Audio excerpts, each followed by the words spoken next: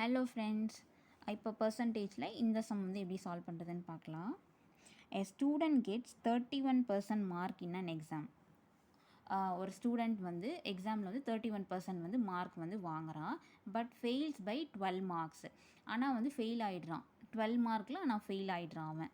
If the pass percentage is 35%. ஆனால் pass percentage வந்து 35% தான். Find the maximum marks of the exam அப்படின்னு சொல்லி கேட்டிருக்காங்க.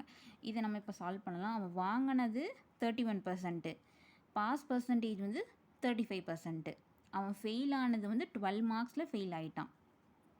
இப்போ இதை எப்படி பார்க்கலாம் அப்படின்னா, பாஸ் பர்சன்ட் வந்து 35%, அவன் வாங்கினது 31%. இதை ரெண்டுத்தையும் வந்து மைனஸ் பண்ணால் 4%. அப்போ அந்த 4% தான் அந்த 12 மார்க்ஸ். அந்த 4% தான் அந்த 12 மார்க்ஸ்னால் மேக்ஸிமம் மார்க்ஸ் என்னன்னு கேட்டிருக்காங்க. மேக்ஸிமமாக வந்து 100 தான் இருக்கும். அப்போ 100% நம்ம எடுத்துக்கணும். இப்போ இங்கே கொஷினில் வந்து மேக்ஸிமம் மார்க் எவ்வளோ, ஒரிஜினல் மார்க் எவ்வளோ அப்படின்லாம் கேட்டாங்கன்னா நம்ம 100% தான் எடுத்துக்கணும். ஸோ இந்த வந்து பாக்ஸ் மெத்தட்னு சொல்லுவாங்க. இது எப்படி கேன்சல் பண்ணணும்னா, நம்ம இங்கே அடிச்சுக்கலாம், இதையும் கேன்சல் பண்ணிக்கலாம், இந்த சைடு கேன்சல் பண்ணிக்கலாம், இது கேன்சல் பண்ணிக்கலாம். கிராஸ் வந்து கேன்சல் பண்ணக்கூடாது. அப்படியே மொத்தமாக இந்த சைடு இப்படி தான் கேன்சல் பண்ணிட்டு வரணும்.